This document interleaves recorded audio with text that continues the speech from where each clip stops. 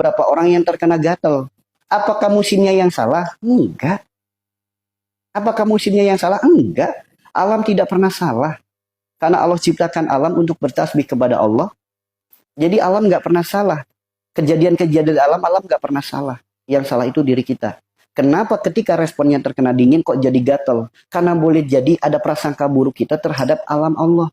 Adanya prasangka buruk kita terhadap iklim Allah. Adanya prasangka buruk. Aduh, musim dingin nih. Biasanya kalau musim dingin gatal. So, ada prasangka buruk. Ya hujan. Nanti kalau hujan-hujanan sakit nih kepala. Adanya prasangka buruk. Ya, kemudian dengan adanya dingin mengeluh. Wah, dinginnya Masya Allah. Tiap hari dingin, tiap hari dingin. Misal ngeluh dengan dingin. Sok. Orang yang ngeluh dengan siklus alam akan bermasalah pada dirinya. Akan bermasalah. Ya, jadi semua penyakit kita itu karena dosa-dosa kita sendiri. Sifat perilaku perbuatan kita sendiri. Ya, bukan. Sejak kapan makanan jadi penyakit? Nggak ada. Sok, jika ada orang bilang, jangan makan ini bikin penyakit. Makan sakit Anda gara-gara makan ini. Sok, mulai saat ini jangan dipercaya lagi dengan hal-hal kayak gitu. Kenapa? Makanan tidak akan pernah menjadi penyakit selagi makanan itu halal. Tidak ada satupun makanan yang halal akan menjadi penyakit. Tidak akan ada. Yang kedua, bukan makanan yang subhat, diragukan kehalalannya. Yang ketiga, berdoa terlebih dahulu. Yang keempat, makan dengan cara yang benar dan tidak kebanyakan.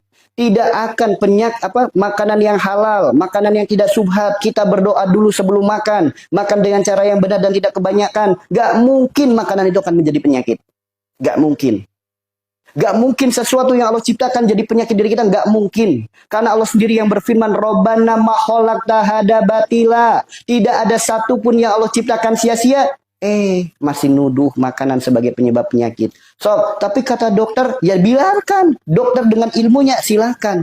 Namun kita berpegang teguh dengan hadis Rasulullah. Tidaklah Allah titipkan penyakit, melainkan Allah gugurkan dosa. Adanya sakit karena dosa, bukan karena makanan.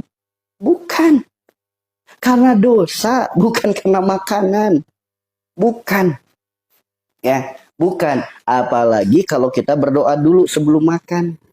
Jangan sampai kita doa kita makan kagak doa. Apa bedanya sama binatang? Sok, kalau mau makan doanya apa? Allahumma barik lana fima razaqtana wa qina adzabannar. Amin. Langsung dimakan. Saya tanya itu doa apa? Doa makan. Isinya apa? Enggak tahu. Apakah dengan kita mengucap sesuatu yang tidak kita tahu itu disebut doa? Itu bagaikan kado yang bagus kemasannya namun isinya kosong. Doa itu ungkapan isi hati, bukan hafalan yang terekam di otak. Bukan. Doa itu ungkapan isi hati, bukan hafalan yang terekam di otak. Sehingga begitu kita membacakan doa itu tidak ada getaran dalam hati, itu bukan doa, melainkan sedang membaca hafalan. Maka berdoa, doa itu ungkapan isi hati. Ya. Bismillahirrahmanirrahim. Alhamdulillah ya Allah. Terima kasih ya Allah atas rizkimu, atas nikmatmu, atas karuniamu, atas ciptaanmu. Sehingga hamba masih bisa makan saat ini. Hamba mohon ya Allah, jadikan setiap butir nasinya kebaikan keberkahan untuk diri hamba. Jadikan setiap lauk pauknya, Engkau jadikan obat jalan sembuh segala penyakit-penyakit hamba. Jadikan makanan ini ya Allah, sumber tenaga yang melahirkan ketaatan kepadamu ya Allah. Ya Allah, seluruh organ dalam diri hamba, izinkan hamba untuk mengajak mereka semua untuk makan. Sok.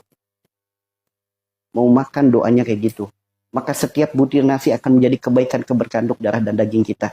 Setiap lauk pauknya akan menjadi sumber tenaga yang melahirkan ketaatan, bahkan menjadi sumber obat yang melahirkan kesembuhan. Itu doa, ungkapan isi hati. Bukan apa yang terekam di otak kita keluarkan, itu namanya hafalan. Ya. Apalagi setelah makan, begitu kenyang, alhamdulillah ya Allah. Terima kasih ya Allah, Engkau titipkan rasa kenyang ini pada diri hamba. Hamba mohon kepadamu ya Allah, karuniakan pula rasa kenyang ini kepada seluruh saudara-saudara kaum muslimin hamba, saudara kaum muslimin yang saat ini sedang kelaparan. So, begitu kita kenyang, kita berdoa agar rasa kenyang ini juga dikaruniakan kepada saudara-saudara kaum muslimin yang saat ini sedang kelaparan. So, makan dengan cara seperti itu, dengan doa seperti itu, maka setiap butir nasinya kebaikan keberkahan untuk darah dan daging kita.